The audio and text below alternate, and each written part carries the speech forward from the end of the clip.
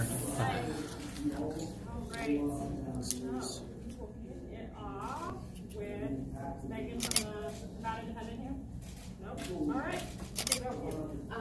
Senator Harris. Hey, tell me who you are. Kathleen Renee from AP in Sacramento.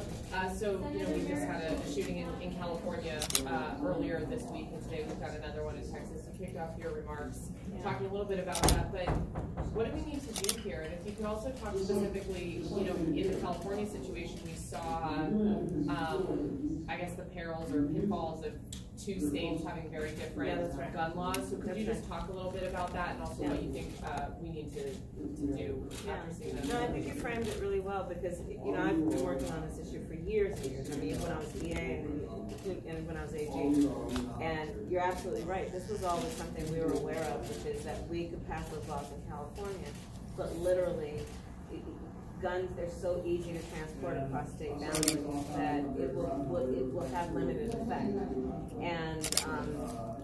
And that is why we need the United States Congress to act. We have to act. There has to be an agreement that we have as Americans that it is unacceptable that we have these incidents where people are being slaughtered in our streets. In California last week in Gilroy, it is a community festival. It is part of one of the things California is proud of, the Gilroy Garlic Festival. Everybody knows about it. It's a place where families go, and what is happening is that people are living in terror. Not to mention the family members of people who have been slaughtered. I have met more children, including our own, who have been afraid or have been trained at school about how there may be a mass shooting, and how they learn about how they have to hide in a closet, crouch in a corner.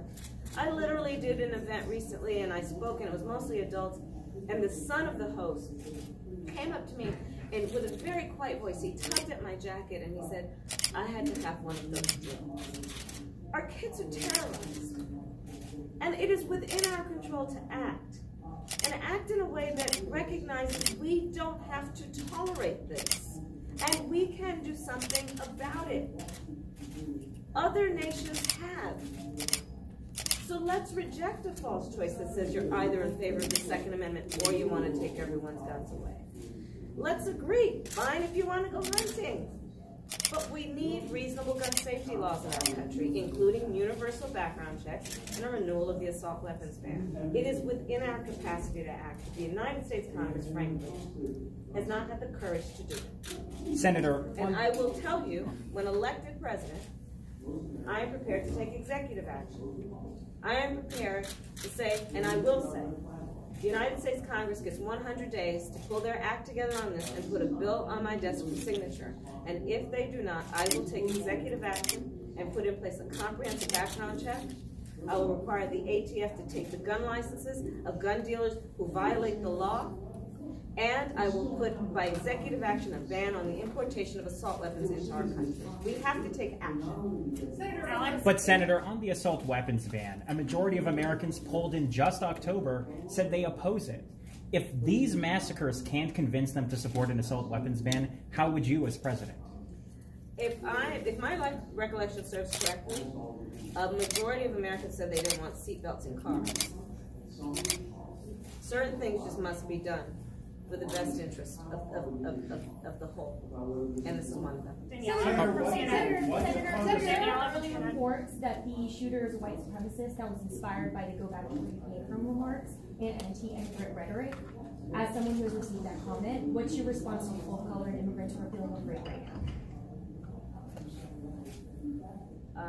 I am pained and saddened and outraged that there are people at the highest levels of authority and responsibility in the United States government who make statements that make children afraid. And now I'm referring specifically not to the shooting, but to the statements about go back where you came from. Separately, as it relates to the shooting and who that shooter is. I don't have enough facts to know who that person is, but I will say that I don't want that any child in America is afraid, whoever that shooter is. I don't want that any child in America is afraid to go to school or can't focus on their teacher in the front of the classroom because they're worried about who's going to enter the door in the back of the classroom with a gun. That's what I want for our America. Senator, last question. Senator, I'm curious though, because not one candidate who has very similar plans to what we have when it comes to guns never really seems to talk about the process of perhaps banning certain guns. Does it involve law enforcement essentially going to people's houses looking for specific banned guns? Does it involve perhaps creating a database of people who are legal gun owners? I mean, what kind of process are we talking about here? Well, first of all, as a point of distinction, I believe I'm the only one who has said that she will take executive action. So mine is not just a plan with some plan for legislation. I'm actually prepared to take executive action to put in place rules that improve this situation.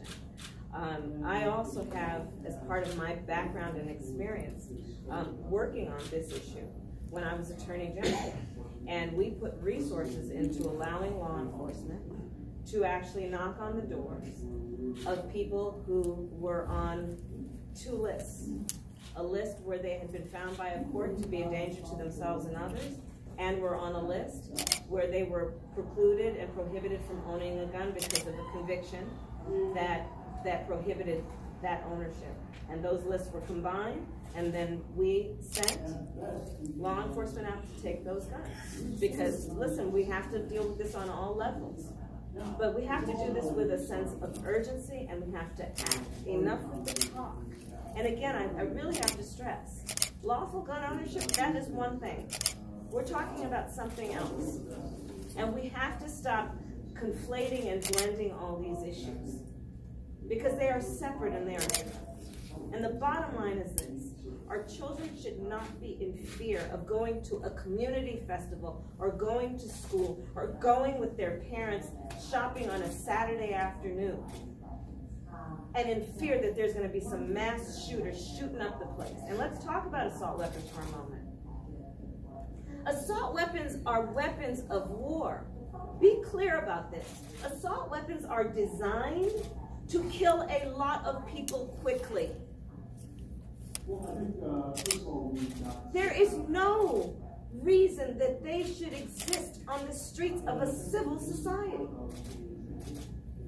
So, there you go. That's all we have time for.